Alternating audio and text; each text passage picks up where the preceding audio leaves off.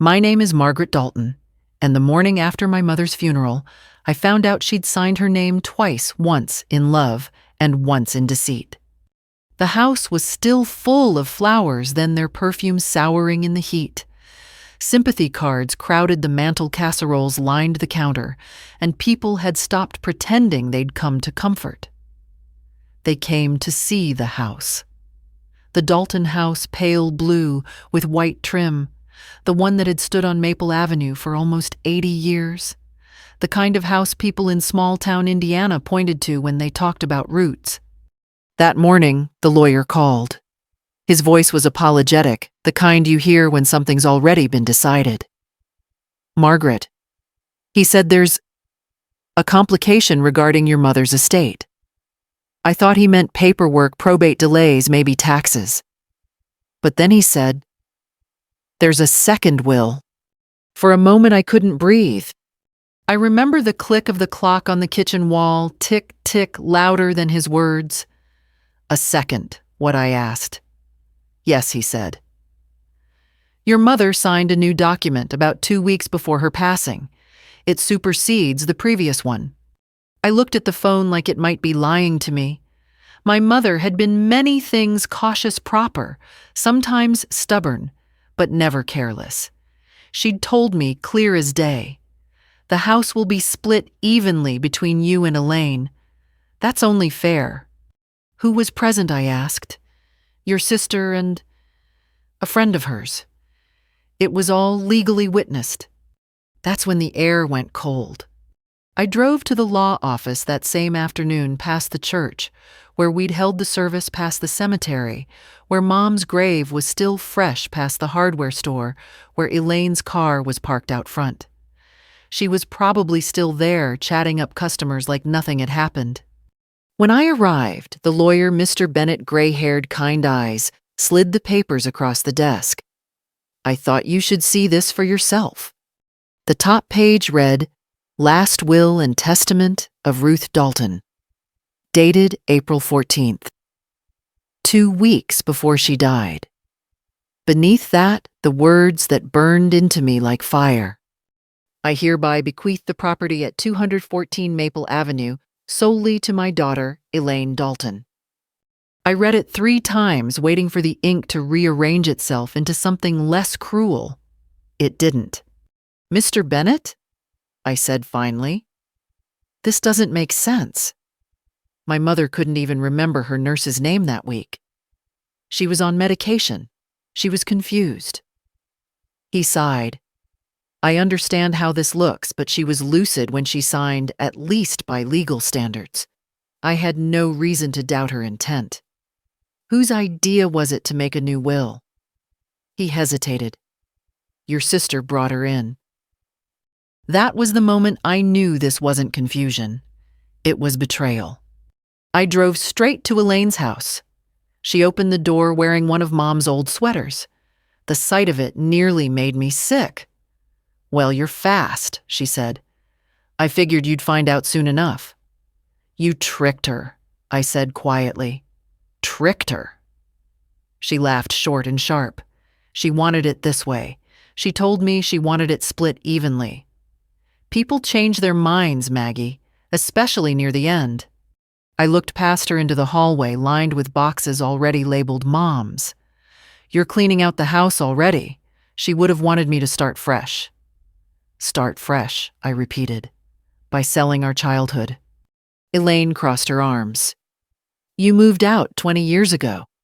You built your life somewhere else. You have no idea what it was like taking care of her alone. That doesn't give you the right to erase me." "I didn't erase you," she said. She did. The words hit harder than I expected. I left before I said something I'd regret. Back in my car, I sat in the driveway, staring at the porch light Mom used to leave on for us. The same bulb still glowed faintly, flickering now, like it couldn't decide whether to burn out or stay alive. That night, I went through my mother's old desk at home. Bills, notes, a Christmas card half written. And then, tucked between old receipts, I found something, a manila envelope labeled Will 2018. Inside was the document I remembered, the original one. Equal shares between me and Elaine, Mom's signature clear and steady. I sat there staring at it, the paper trembling in my hands. Somewhere between the first and second signature, my mother had been led away from herself. The next morning, I brought the old will to Mr. Bennet. He looked it over, frowning. "It's valid," he said, "but the newer one overrides it. So if she was tricked, I'm just supposed to accept that he sighed. You'd need proof, medical, psychological. Without it, the new will stands." Proof. That word stuck to me like a thorn. That afternoon, I went to the nursing home. Nurse Carol remembered me instantly. "Mrs. Dalton was lovely," she said. "Always polite even when she got confused." Confused how I asked. "Oh, you know." She'd call me Elaine sometimes. Other times she'd forget which daughter was which. My stomach turned. Did my sister ever bring her papers to sign? Carol thought for a moment. Yes. About 2 weeks before she passed. She said it was insurance paperwork. That was it. I thanked her, then sat in the car outside, staring at the steering wheel until my eyes blurred. The truth was plain now my sister had waited until Mom was weak, tired, trusting. Then she'd handed her a pen. I went home, poured a cup of cold coffee, and stared out the window at the house across the street. Not ours, but one that looked enough like it to hurt. The porch light flicked on automatically at dusk, the way Moms used to. People say grief makes families stronger, but I was starting to realize it just shows you who they really are. That night, I called Elaine. I didn't shout this time. "I found Mom's old will," I said. "I'm taking this to court." She was silent for a moment. Then, "You're really going to drag her memory through all that?" "No," I said. "You already did." She hung up. I stayed on the line, listening to the dial tone, imagining my mother's voice instead. "Keep the house warm," she used to say. "Keep it together." But the house wasn't warm anymore, and we weren't together. The next morning, the world felt off-kilter, like the ground had shifted just enough that nothing sat right anymore. The coffee tasted bitter. The sky over Bloomington looked bruised gray and heavy, pressing down on the roof like guilt. I didn't go to work. I sat at the kitchen table with both wills spread out in front of me, one written in steady blue ink, one jagged and thin, like the pen had been forced through her shaking hand. Between them was everything that made us family. Elaine called around 10. "You talked to the lawyer." "Yes." "Then you know it's done." "Nothing's done," I said. "Not until the truth is." She sighed. "Maggie, you're making this harder than it needs to be. I took care of her. I was there every day. I earned that house. She wasn't a paycheck, Elaine. You wouldn't understand. I understand manipulation when I see it." There was silence. Then the line clicked dead. I looked around my own kitchen. The faded curtains, the half-dead fern, the stack of bills waiting for next week's paycheck. I didn't want her house for money. I wanted it because it was Mom's, the smell of cinnamon toast in the mornings, her humming, while folding laundry, the wallpaper she never replaced because it still had life left. I grabbed my purse and headed back to Maple Avenue. The door creaked when I opened it. Dust motes floated in the sunbeam that crossed the hall. The air smelled of old wood and lilies from the funeral. Mom's slippers were still by her recliner. For a long time, I just stood there, afraid to touch anything. In the kitchen, I found Elaine sorting boxes. "What are you doing here?" she asked. "Coming home," I said, simply. "You can't just walk in. It's still half mine." "Not legally. Morally, I said it's more than half." She turned away. "I have buyers coming next week. I'm not arguing about this. Buyers. The word hit like a slap. I walked past her, running my fingers along the counter where Mom used to roll pie dough. Everything in this house carried fingerprints of her love, even the squeaky cabinet hinge she refused to fix. Elaine, please, I said softly. Let's talk about this before it's too late. It already is. In that moment, I realized she wasn't going to change her mind. Greed doesn't argue. It just builds walls. That night, I called the county clerk's office. A young man named Jared answered. When I asked about the witness signatures on the new will, he said one name I didn't recognize and one I did. Debbie Crandall, Elaine's high school friend, the one who always managed to be around when there was trouble. I thanked him and hung up a plan already forming in my mind. The next day, I drove to Debbie's address on the edge of town. Her house was small, the yard cluttered with wind chimes. She opened the door wearing a robe and holding a cigarette. Margaret Dalton. Haven't seen you since senior prom. I won't take much of your time, I said. You witnessed my mother's will. Her eyes darted sideways. Elaine asked me to stop by. Said your mom needed a witness for some papers. I didn't ask questions. Did my mother seem to know what she was signing?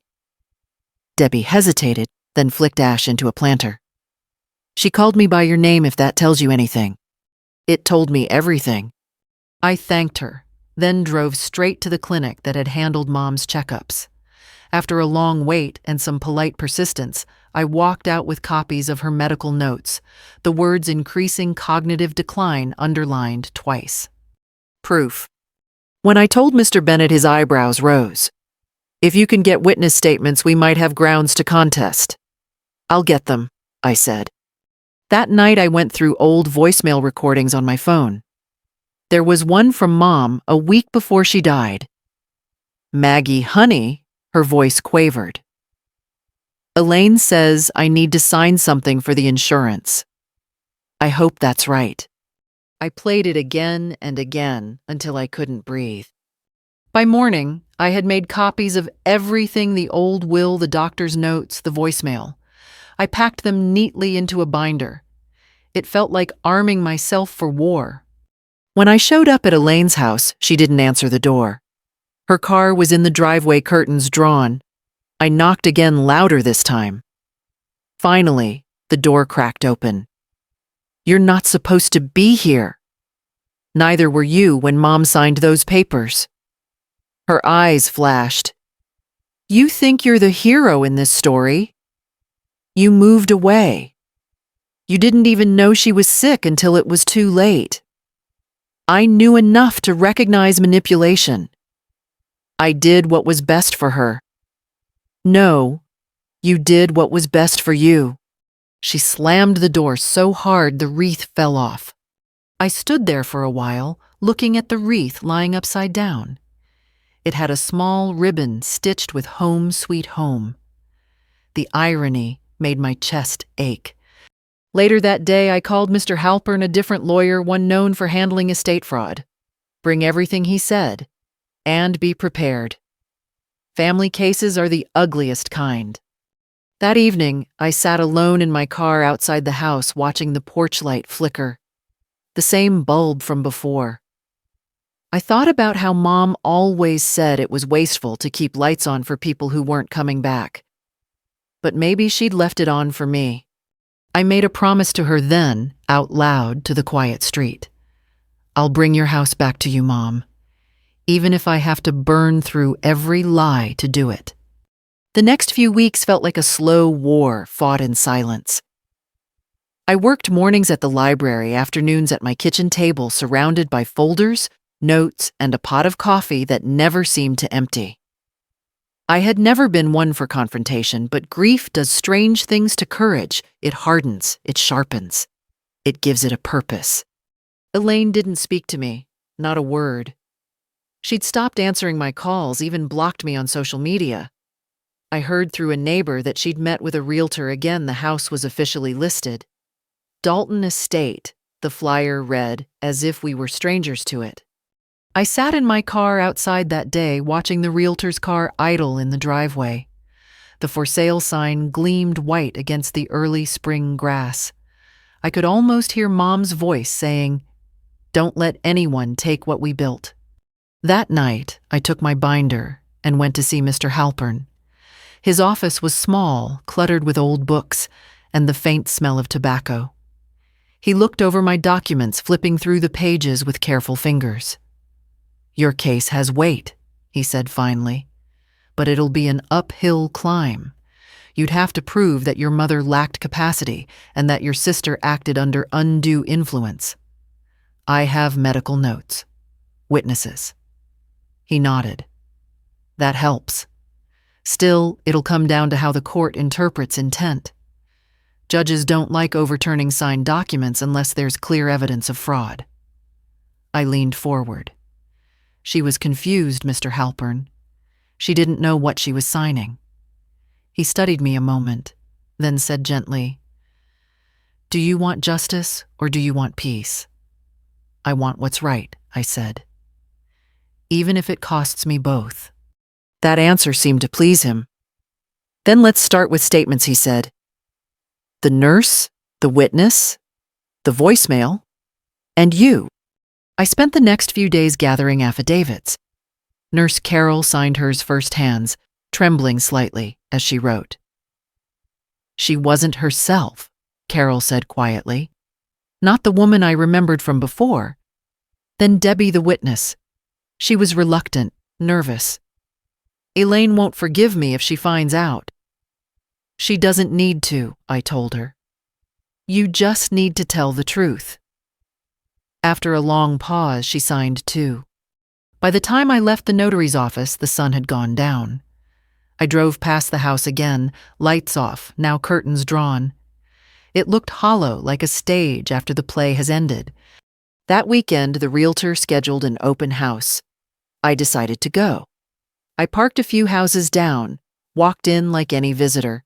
There were strangers everywhere. Couples wandering the halls, commenting on the fireplace, the cozy charm, the size of the yard.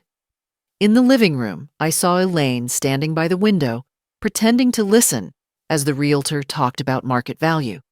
She looked up and saw me. For a second, her face faltered. Then she smiled tightly. "Enjoying the tour?" she asked. "I just wanted to see what betrayal looks like in daylight." Her smile stiffened. "You're making a scene." "I'm making a stand." The realtor cleared his throat awkwardly and walked away. I stepped closer. "You think you can sell our mother's house and sleep through the night?" Elaine's eyes flashed. "You think Mom wanted you to drag her through court? You always needed to be the righteous one. I just need the truth." "Truth doesn't pay the bills," she said, her voice breaking. "Do you know what it cost taking care of her?" "Love isn't a transaction," I said quietly. "And neither is family." I left before I said something worse. Outside, I sat on the porch steps and looked at the yard. The crabapple tree Mom planted the year Elaine was born, the swing Dad built before he left. The wind rustled through the branches, scattering petals like soft confetti. It felt like a reminder that beauty could still exist, even in ruins. When I got home, I found a letter in my mailbox. It was from the county court. "Hearing scheduled, Dalton Estate versus Dalton." I stared at the paper for a long time, the weight of those words pressing on my chest. 2 sisters. 1 house. 1 mother's name between us like a wound. In the days that followed, I tried to prepare, gathering receipts, arranging photos of Mom, printing medical reports. But what I wasn't ready for was the quiet. The silence between calls, the long evenings where I sat by the window with nothing but the hum of the fridge for company. One night, I dreamed of Mom. She was sitting on the porch swing, the one Elaine wanted to sell with the house. She smiled at me, gentle and calm. "You can't build peace on anger, Maggie," she said. "But you can build truth." When I woke up, I didn't know if it was comfort or warning. The following week, Mr. Halpern called. They filed a response, he said. Elaine's claiming you're contesting out of jealousy, not justice. I laughed bitterly. That's her favorite defense projection. She also claims your mother reaffirmed her decision verbally before she passed. She couldn't even remember what day it was. He sighed. Then that's what we'll prove. The court date was set for late May. I spent that morning ironing the same navy blouse I wore to the funeral, the one Mom had given me years ago. It brings out your strength, she'd said. I didn't feel strong, but I needed to look like I did. When I arrived, Elaine was already there, her hair perfectly styled, her lawyer whispering in her ear. She didn't look at me. The judge was a woman mid-60s, sharp but kind eyes. She glanced over the papers. Family cases, she said half to herself, always break more than bank accounts. When I took the stand, my hands trembled only once when I played Mom's voicemail. The courtroom was silent, except for her voice, fragile and wavering. Elaine says I need to sign something for the insurance. I hope that's right. Even the judge lowered her gaze for a moment. When it was Elaine's turn, she avoided my eyes. She talked about sacrifice, about caregiving, about sleepless nights and medical bills. But the more she spoke, the less conviction her words carried. She sounded like someone reading from a script she no longer believed. When it ended, the judge didn't rule that day. She said she'd review everything and deliver a decision within 2 weeks. 2 weeks, 14 days of waiting, wondering, reliving every word. That night I drove to the house again. It was quiet now. No cars, no realtor sign. I sat in the driveway under the porch light that refused to die. And for the first time since Mom's funeral, I whispered, I think I'm doing the right thing. Somewhere inside me, I thought I heard her answer, keep the house warm. The 2 weeks dragged by like slow winter days, gray, thick, and endless. I tried to keep busy folding laundry that didn't need folding, alphabetizing the pantry walking loops around the block, until the neighbors started waving from their windows like I was some kind of restless ghost. The court had everything, now the wills, the medical records, the witness statements. There was nothing left to do but wait. And waiting, I learned, was its own kind of punishment. One evening, I found myself driving to Maple Avenue again, without even meaning to. The habit had become muscle memory, like my car still thought it belonged there. The for sale sign was gone now, probably because the hearing had frozen everything. The house looked calm, unbothered, almost smug, like it knew it would outlive us both. I parked across the street and sat there with the engine-running headlights washing over the front porch. The curtains were drawn, but I could still picture Mom sitting by the window, that old cardigan of hers pulled tight, sipping weak tea while she watched for the mailman. That image felt safer than reality. A knock on my window startled me. It was Harold, Mom's old friend from church. He leaned in with a concerned smile. You all right, Margaret? I saw your car here last week, too. Just visiting, I said. He nodded slowly. Hard to let go of places that remember us better than people do. I gave a small laugh. That's exactly it. He rested his arm on the car door. Your mom was proud of you, you know. She told me once you got her stubborn streak. Funny, I said Elaine says the same thing, but not as a compliment. He chuckled. Stubborn keeps the roof on when everything else falls apart. We talked for a few minutes about nothing in particular. The cold, the church's leaky roof, the new pastor who talked too fast. When he walked away, the silence felt less heavy. The next morning I got a call from Mr. Halpern. The court's decision came early, he said.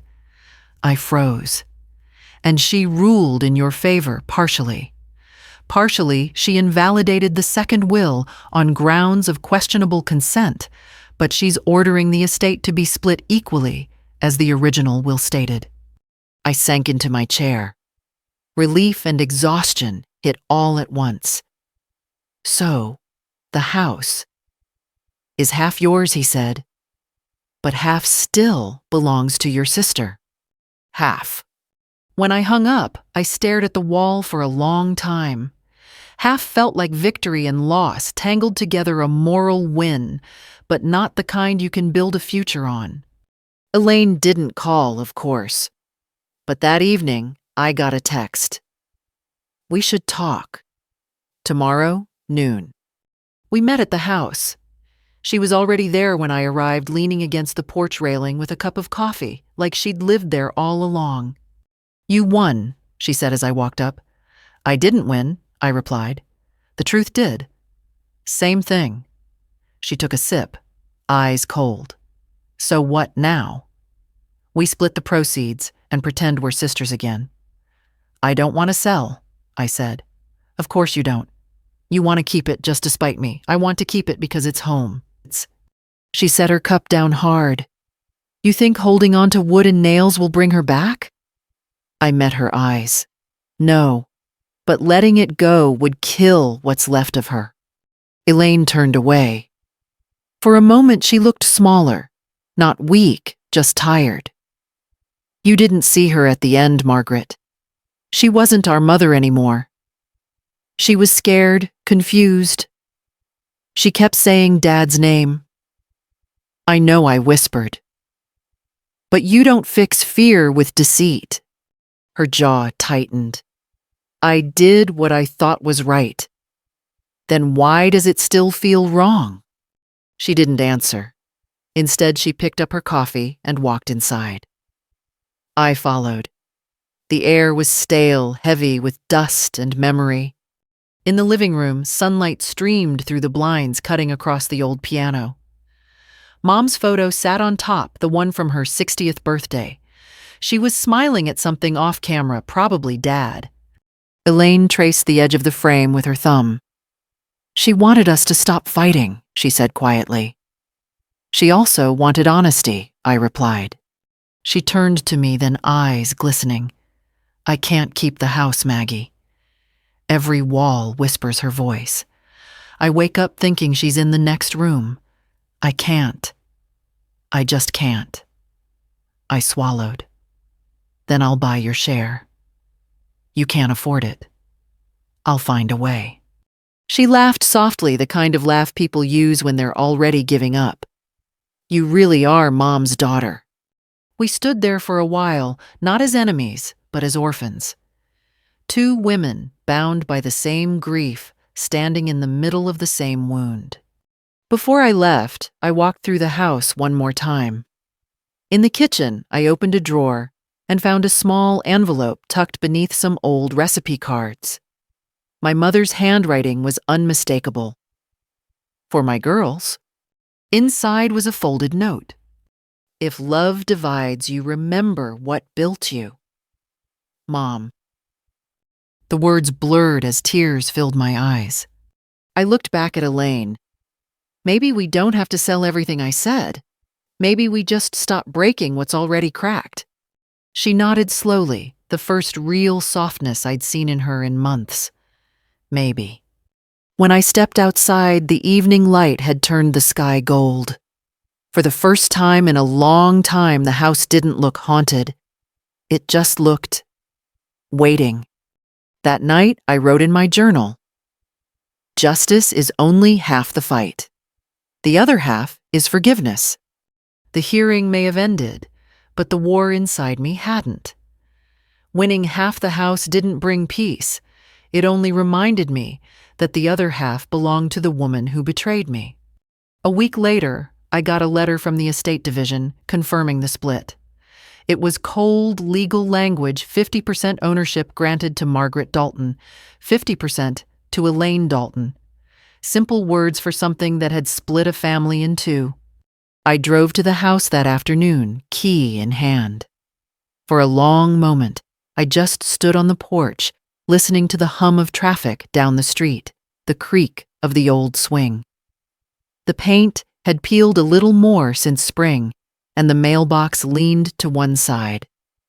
Still, it felt alive like a body breathing through its scars. Inside, the air was still thick with dust. I opened the windows one by one, letting sunlight fall on the worn floorboards. The scent of lilac drifted in from the yard, Mom's favorite flower. Elaine arrived 10 minutes later, sunglasses on shoulders, squared. "You're already moving in." "Just airing it out," I said. She stepped inside, looking around like a stranger in a museum. "It feels smaller," she murmured. "It's not smaller," I said. "We just got older."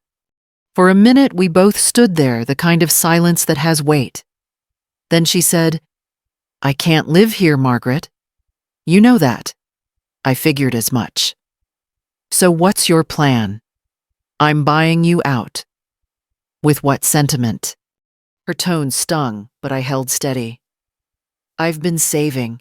I've got some inheritance from Dad's side. It's not much, but it's enough for a start." Elaine crossed her arms. "You'd spend every cent just to keep these walls," I met her gaze. "These walls kept us." She looked away first. Over the next few weeks, we met with realtors, appraisers, and lawyers, the bureaucracy of grief. Every meeting felt like reopening a wound. I could tell Elaine hated it too, though she'd never say so. She wore her guilt like perfume, faint but constant. When the buyout paperwork was finally signed, she handed me the deed with a shaky hand. "I hope it's worth it," she said. "It already was," I replied. She left without another word. Watching her drive away felt like closing a chapter that would never quite end. The next morning, I started cleaning the house properly. I scrubbed the kitchen tiles, aired out the curtains, washed the old linens. With every sweep and wipe, I felt a layer of bitterness lift. In Mom's bedroom, I found her jewelry box, small, wooden, scratched. Inside were trinkets. I remembered from childhood the pearl brooch she wore to church, the locket Dad gave her before he left, and a folded piece of stationery. The handwriting was faint, but clear enough to read. "If you ever doubt yourself, remember, kindness is still strength." I pressed the paper to my chest and cried for the first time since the funeral. Later that week, Harold stopped by with 2 cups of coffee. "Place looks different," he said. "Smells like bleach and forgiveness," I told him. He smiled. "That's a good mix." We sat on the porch, the boards creaking beneath us. He talked about church renovations and the town fair. I listened, half there, half lost in thought. When he got up to leave, he said, "You know your mother used to sit here every evening and watch the sunset. Said it made her feel like she'd done enough for one day." I looked at the horizon glowing gold and soft. Maybe she still does. That night I cooked in her kitchen for the first time, nothing fancy, just chicken and green beans. But as the smell filled the air, I could almost hear her humming again. For a while, things felt calm, peaceful even, until the letter came. It was from Elaine, no greeting, no closing, just typed lines on plain white paper. "I've decided to contest the buyout value. I believe the appraisal was low and does not reflect the true worth of the property. You'll hear from my lawyer soon." My hands trembled as I read it. I shouldn't have been surprised, but I still was. Some people can't stop fighting, not even when they've already lost. Mr. Halpern called the next morning. "Don't panic," he said. "It's just a filing. We can handle it." "I'm not panicking," I said though. My voice cracked. "I'm just tired." He sighed. "She's angry. Let her be. Anger burns itself out eventually." But Elaine's didn't. A few days later, I ran into her at the grocery store. She looked thinner, paler, her cart nearly empty. I nodded politely. She didn't nod back. Instead, she said, "You think this house is yours now? You stole it." "Stole?" I said, incredulous. "You forged Mom's will. I fixed what she wanted. She wanted peace. Elaine, you've turned her grave into a battlefield. People in the aisle turned to look. Elaine's face reddened. She threw a box of cereal into her cart and stormed off. I stood there for a moment, then whispered, "You can have the anger. I'll keep the truth." Back home, I lit a candle in the kitchen window. Mom used to say candles invited grace. I didn't know if I believed that, but I needed something to keep the dark from settling in. The days stretched quiet again. I spent my mornings painting the living room pale yellow, the color she loved. My afternoons baking bread just to fill the air with warmth. Slowly, the house began to feel like mine, not a relic, not a courtroom exhibit, but a home again. Then one afternoon, a knock came at the door. It was the mailman, a new one, young and friendly. He handed me an envelope and said, "Certified delivery. You'll want to sign here." It was a court summons. Elaine had filed for an injunction freezing the property sale until further valuation. I sat down on the porch steps, the paper heavy in my lap. Across the street, kids rode bikes through puddles, laughing. Somewhere, a lawnmower buzzed. The world kept turning indifferent. I looked up at the house sunlight glinting off the windows. "All right, Mom," I whispered. "I'll fight one more time. But this time, not for walls, for what you taught me to stand for." The second round in court felt different from the first, colder, heavier, more mechanical. The first time had been about grief. This one was about money. Elaine came with a new lawyer, younger, meaner, the kind who smiled only when cornering people. Mr. Halpern told me to keep calm, that this was just procedural. But when you're standing across from your own sister, procedure feels like betrayal wearing a suit. The hearing opened with the usual pleasantries, but the words blurred. I watched Elaine instead, the way she sat too straight, her fingers tapping the table like she wanted to leave her own skin.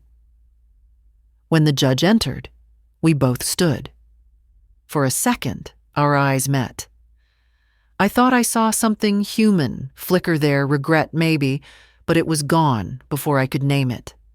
Elaine's lawyer began with numbers, appraisals, market growth, interest rates.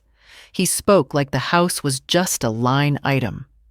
Mr. Halpern countered with documents, photos, timelines, all neat, logical, lifeless. But the moment that stuck came when the judge asked a simple question.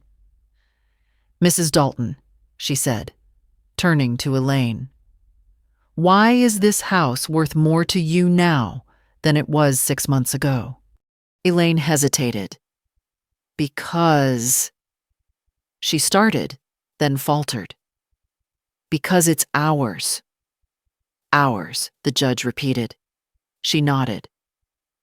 "My mother built her life in those walls. Selling them cheap dishonors her. Then why did you try to sell them in the first place?" The silence that followed was so sharp it could have cut glass. Elaine's lawyer objected irrelevant emotional manipulation, but it was too late. The truth had already entered the room. When it was my turn to speak, I didn't read from notes. I just talked. This house isn't about money. It's about a promise. My mother said family means keeping the light on for each other. When she signed that second will, she didn't know she was turning it off. My voice shook, but I kept going. I don't care if I never make a dime from that house. I just don't want her story rewritten to suit someone else's comfort. The judge nodded, then leaned back. "I'll take this under advisement." Another delay, another month of waiting. When we left the courtroom, Elaine brushed past me without a word. But in the parking lot, she stopped, one hand on her car door. "You think you've won something, don't you?" she said. "I'm not trying to win. I'm trying to stop losing." Mom would hate this. Mom would hate the lies, I said softly. "There's a difference." Her eyes filled not with tears, but with something heavier.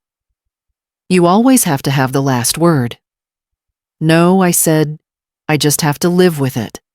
She got in her car and drove away, leaving a streak of dust behind her. That evening, I stopped by the house again. I didn't even realize I'd driven there until I was parked out front. The sun was setting, painting the windows orange. The mailbox still leaned, the porch swing still creaked. I walked up the steps and sat down, closing my eyes. I could almost feel Mom beside me. "You're tired," her voice said in my head. "You've done enough." "I don't know if I have," I whispered. "You've kept the light on," she answered. "That's enough." The next morning I woke to a message from Mr. Halpern. "Case dismissed. Injunction denied. You keep the house." For a few seconds I didn't move. Then I laughed a real surprised laugh that startled me with how foreign it sounded. When I went to the house that day, it felt different. Not lighter, just real. The walls didn't echo anymore. They listened. I walked room to room, touching the furniture, the banister, the window frames. Every surface carried fingerprints of my life. That night, I cooked dinner again in Mom's kitchen. Harold stopped by uninvited, carrying a pie. "You look like someone who needs a reason to celebrate," he said. I smiled. "You have terrible timing." I was about to open a bottle of wine. "Then I'm right on time." We ate at the old table under the yellow light, laughter filling the house for the first time in years. When he left, I walked him to the porch. "You ever think about starting over?" he asked, eyes kind. "Every day," I said. "Then maybe you already have." When he drove off, I sat there for a long while listening to the cicadas hum. For once, the silence didn't ache. It settled soft, complete. A week later, I got a letter from Elaine. This one was handwritten. "Maggie, I don't know what to say. I've been angry so long I don't even remember why. You can keep the house. I don't want any part of it anymore. Maybe I never did. I hope you find peace there, maybe for both of us. E." I folded it carefully and placed it in Mom's jewelry box next to her note about kindness. The next morning, I opened every curtain, letting sunlight pour through the house. The light hit the photo on the piano, Mom between us smiling. I touched her face and whispered, "You can rest now." Later that afternoon, Harold stopped by again. "You ready for the auction?" he asked. "What auction?" "The county's holding one next week. Thought you might want to sell off some of the old furniture you don't need." I looked around at the dusty chairs, the chipped china, the faded curtains. "Yeah," I said. "Finally. It's time." On the day of the auction, people came and went bidding on things that once meant everything. I didn't cry. Each piece leaving the porch felt like releasing a breath I'd been holding too long. When it was over, only one thing remained, the porch swing. Harold looked at me. "Sell it?" I shook my head. "No. Some things belong to the wind." We sat there as evening fell, rocking gently. He reached over and took my hand, not as comfort, but as recognition. The house around us was half empty, but it didn't feel that way. It felt honest. That night before I went inside, I looked at the porch light, the same bulb that had flickered through every fight, every storm, every lie. It was still shining, steady and small. For the first time, I turned it off. Not because I'd given up, but because I didn't need to wait anymore. A year later, the Dalton house no longer smelled like loss. It smelled like cinnamon coffee and mornings that started with purpose instead of grief. By then, I had opened a small home bakery out of the kitchen, Dalton's Porch Pies. Harold's idea. You've got the recipes, the stories, and the stubbornness, he'd said. Might as well put them all to work. He wasn't wrong. Every Friday, neighbors stopped by for slices of apple crumble or buttermilk chess, and every Sunday, the church ladies ordered whole pies for after-service fellowship. They'd stay to chat in the yard asking questions about Mom's old oven, about how I learned to bake. I'd just smile and say, "The woman who owned this kitchen taught me everything worth knowing." Elaine hadn't written again since that last letter. Sometimes I wondered where she'd gone, if she was okay, if she ever forgave herself. Other times I'd catch myself setting 2 cups on the table before remembering she wasn't coming. Grief has a strange way of turning habits into ghosts. But life went on steady and kind. Harold became a constant fixture, fixing squeaky doors, painting shutters, leaving fresh flowers on the porch for decoration, though we both knew they were for me. We never called it anything, whatever it was between us. Maybe we didn't need to. We'd both loved and lost enough to know peace was the rarest form of companionship. Then one morning in early spring, as I was kneading dough, I heard the mail slot clatter. A single white envelope lay on the floor. No return address. Just my name. Margaret. My hands went cold. I opened it slowly. Inside was a folded sheet of paper, neat, deliberate handwriting.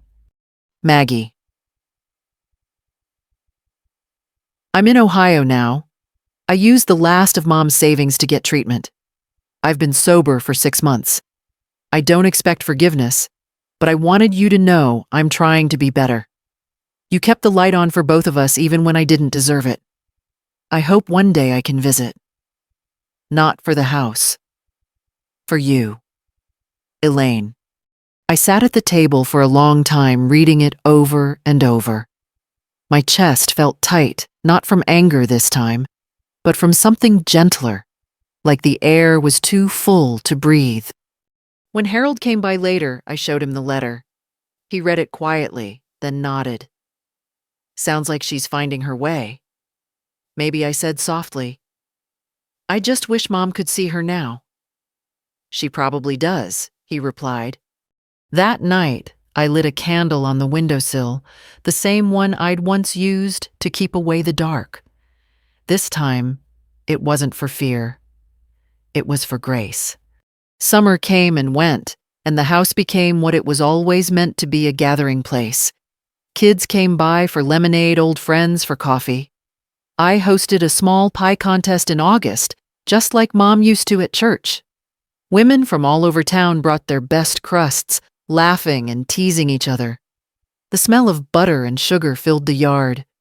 When the contest ended, a local reporter, the same young man who'd covered the first court hearing, asked to interview me.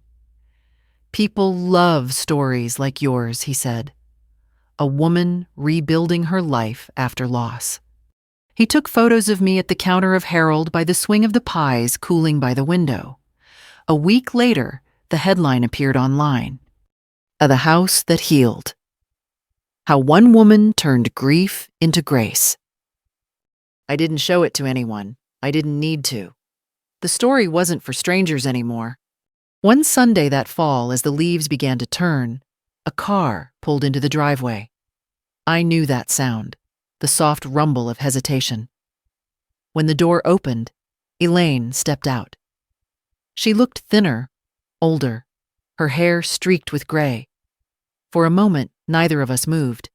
Then she smiled, small, unsure. I was passing through, she said. Thought I'd see if you'd let me in. You don't have to ask, I said. You always had a key. She stepped inside, her eyes scanning the kitchen. It smells the same. It's the pies, I said. They keep the house warm. We sat at the table, 2 mugs of coffee between us. She talked about rehab, about Ohio, about the quiet that comes after chaos. I listened, letting the words fill the spaces that years had hollowed out. After a long silence, she said, You really made something beautiful here. I just cleaned up what was left, I said. No, she said softly. You built something new. When she left, we hugged for the first time in years. No apologies, no explanations, just a simple understanding that forgiveness had already happened in the quiet. That evening, Harold joined me on the porch. We watched the sun set behind the trees the same way Mom used to. The air smelled of apples and wood smoke. "She came back," he said. "She did," I said. "You think it's over now?" I smiled faintly. "No. I think it's finally beginning." We sat there until the stars came out. Then I stood, turned toward the house, and whispered to Mom, to the walls, maybe to myself. "You were right. Blood can divide, but memories can't." The porch light flickered once, then steadied a small, stubborn glow against the dark. If you've ever lost something you thought you couldn't live without, and somehow found yourself again in the middle of it, share your story. Someone out there needs to know that healing is possible.